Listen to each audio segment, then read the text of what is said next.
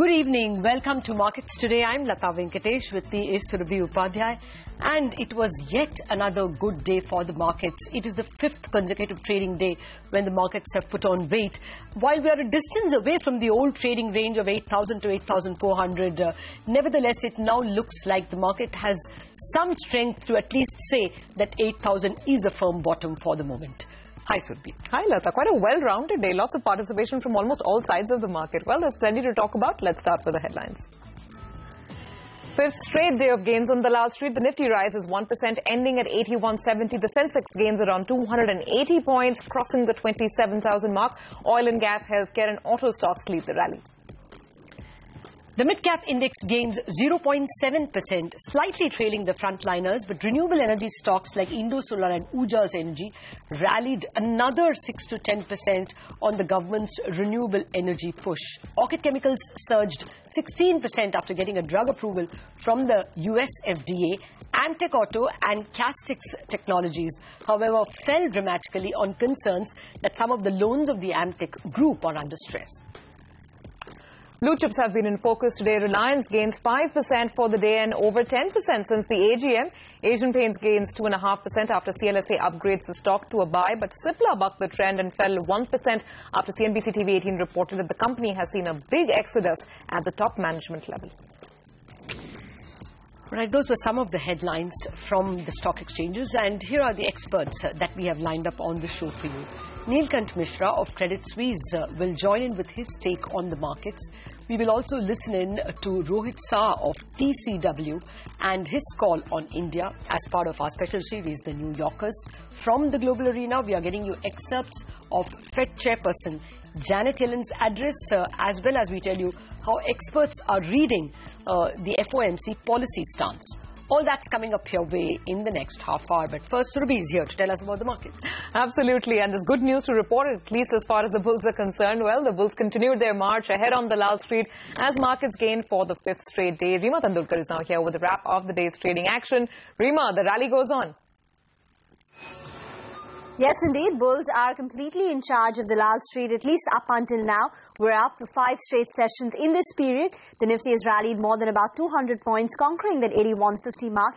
But now from here, we're entering into, resistance zones, 8150, 8200. So it will be imperative for us to cross that before you can get some conviction about this momentum. But the internals were quite good, For one, it was a fairly steady trading session.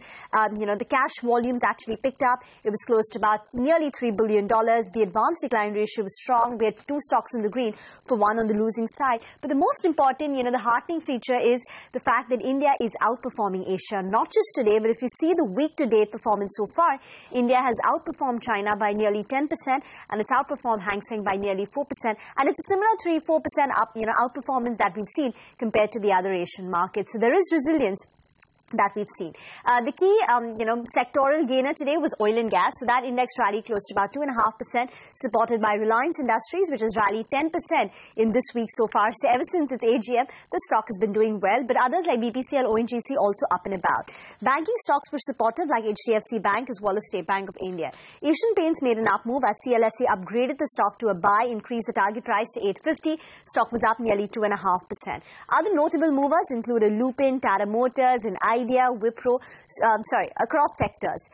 Keeps focusing on IT space. Mixed moves. Tech Mahindra on one hand was weak because Nomura downgraded the stock to a neutral, but Wipro saw a relief rally as reports indicated the company is nearing settlement with the SEC. So that was in focus. And moving on to the mid-cap space, a lot of action in the pharma stocks. You had Orchid Chemicals reacting to the US FDA approval for a generic version of an antibacterial drug. But Strides and Shasun were in focus because the FIPB has rejected their merger, a nod for a merger. So Shasun was weak in trade, down 2.5%. Back to you. All right, thanks a lot for that wrap of the market action, Rima. But I just want to point out another facet of the outperformance in the market, of the Indian market, vis-a-vis almost every other market. The Sensex and the Nifty have put on about 2.5 to 2.8% since Friday. That is the last 5 trading days. The mid-caps as well in step, putting in 2.8%. But just look at the other markets, notably the Shanghai market. It's down 7.36%. exactly since the same period last Friday. Hong Kong down 2.5%, FTSE down 3.6%, CAC and DAX again down between 3 and 2.8%. The S&P 500, that big grand index, also is down 0.6% since the last 5 trading days. So what is the measure of the Indian outperformance? Vis-a-vis the Chinese markets, it's an outperformance of 10% in the last 5 days. And even vis-a-vis the S&P 500, it's an outperformance of 3%, plus 3% over the last 5 days. And if you look at the stock-wise performance, there are some gainers to a measure that we have not seen in the last several months. Reliance used to be an underperformer in 2014, but look at the last 5-day performance, and actually even year-to-date, Reliance is some 23% in terms of gains. Bajaj Auto, another strong performer over the last 5 days, 7.7%, and then CIPLA, after today's shaving off of gains, is still standing with a 5.8% gains. I mean, the list could go on. The point I'm making is that something has gone right from Friday onward. It could be the IIP numbers.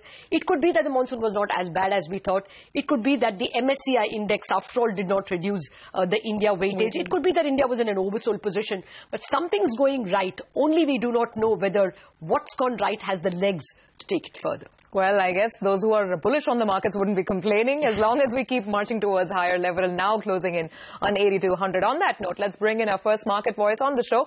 Neelkant Mishra, head of equity strategy India at Credit Suisse, says the worst is over for the market, but he expects earnings to remain muted for the next 2 to 3 quarters. The year-on-year momentum on earnings will remain weak for another 2 or 3 quarters. But now I think the worst is behind. We still expect metals and some PSU bank earnings to come down, but broadly I think the earnings growth should be much better in FY16 than in FY15. There was a very sharp fiscal consolidation that happened in the last 3-4 months of the year to the extent of 2.5 to 3% of GDP, which I think slowed the economy down quite substantially. And this is a pattern we have seen in the last few years as the government, because it does cash accounting, if it's having trouble meeting its fiscal deficit target, it keeps pushing expenditure into April.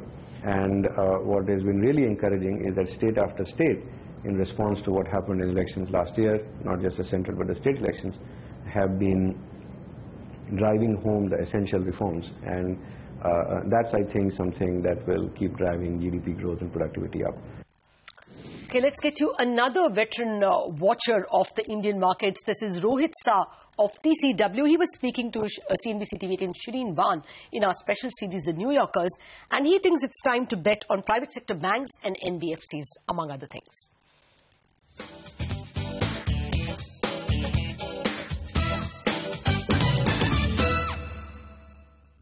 On a medium and long-term basis, India still looks great. There are very few countries which have the growth potential that India does. So I still remain very optimistic longer term. I think in the next 10 years, this is going to be one of the best, if not the best performing market anywhere in the world. I would point out small and mid caps in India as the next place to find the real big winners in our careers. The next few months, however, are going to be a bit rocky. In the next bull run that begins, it's not going to be IT stocks which will do the best. Pharma, Lupin, Sun Pharma, phenomenal company, brilliant management, but they have reached the valuation limit. I think for the next 2-3 years, it's quite possible they go nowhere, right? Then you have consumer staples, Colgate, Palmolive, and all the likes. Now, 27 million Indians are born every year. So 27 more million mouths to feed or to give a toothpaste to, right? That's not an India economic story. That's a demographic. It's just more Indians being born. So, and it was, I would call it an escape from India story. You're trying to escape all the problems in the Indian economy, but trying to play the India story. So that India story, as far as consumer staples is concerned, is over, I think. Okay. I think you need to buy the Bharat story. Okay. And the Bharat story would be things like, the non-bank financials, the private sector banks, the selected infrastructure stories. All right. We'll have, of course, a lot more from Rohit Shah later through the day and through the weekend as well in our series, New Yorkers.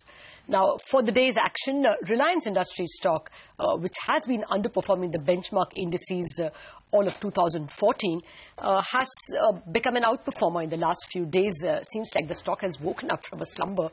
Varinder Bansal is here to explain the possible reasons behind RIL's resurgence, especially since the AGM, isn't it, Varinder? Well, clearly, the AGM did the trick. But, there are many points which people are, explaining why the surge is happening. Underperformance is one, but look at under ownership as well. That is a major factor. Edelweiss, one of the notes, say that the stock is under owned by at least $10 billion. At least $10 billion. Also, one interesting point which I got from one of the brokers was that FIs own 2.8% of their India AUM in Reliance Industries compared to Reliance weight in MSCI, which is nearly 5.9%. So clearly there is nearly 3% under ownership, even if you have to compare the MSCI weightage. That is an important factor. Second, of course, is the underperformance. Barring the last 10 or 15 days, if you compare 2014, the stock has been underperforming. It has been the last 5 days when we have seen the stock moving up 10%. And of course, the physical performance of that 20%. Also important is people are highlighting that the entire capex is over. That comes after the AGM, AGM. And all the projects will be fully completed within the next 12 to 18 months. Also, Reliance Jio, which will contain which will attain a commercial launch by 2015. December 2015 is an important factor. People were looking at the price to book value at 1.1 FY16 price to book.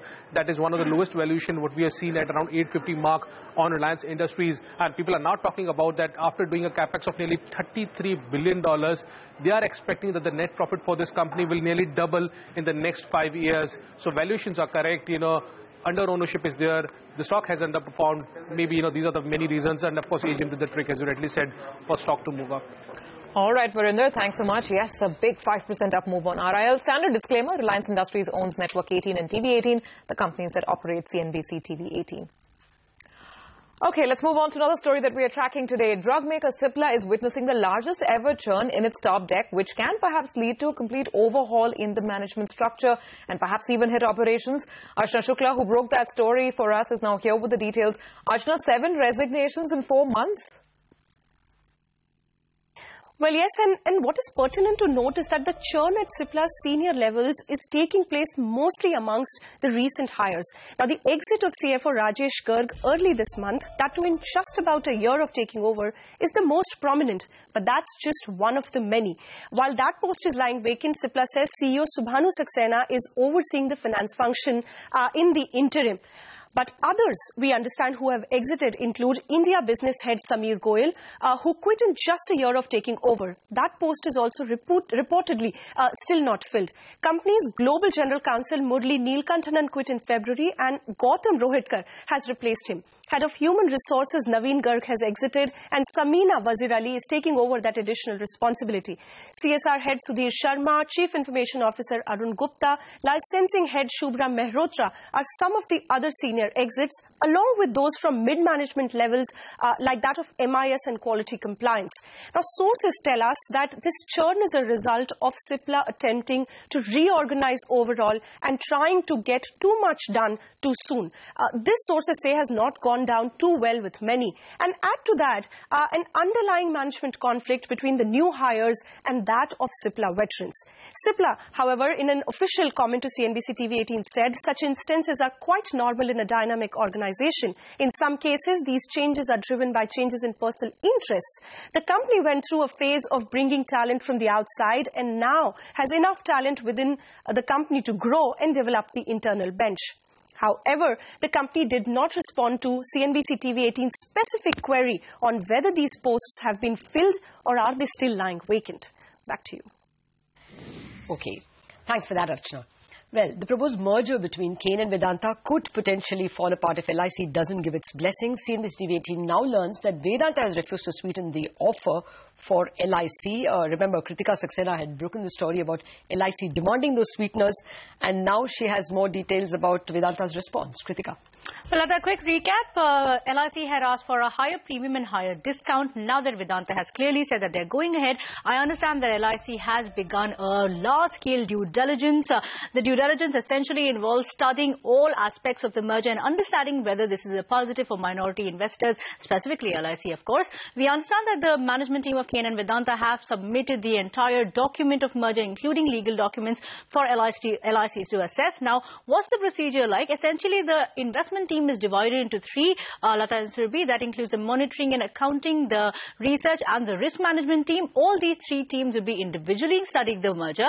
If all these three teams give a nod to the merger, then they will prepare a consolidated document, complete the due diligence and give their answer or give their nod whatsoever to Vedanta. The AGM is slotted for the 11th of July, so I must also say that before the 11th of July, they will be submitting their answer. Either way, and of course, as you said, LIC's nod is crucial since they hold 9.09%. So if they say no, it's a no to the merger. Okay, Kritika, thanks so much for that. So that's a bit of a spanner in the works for the Kane Vedanta deal. Time for a break on that note, but coming up, Sudarshan Sakhani will be joining in for technical chat. We'll also tell you about the other stocks that were in news today.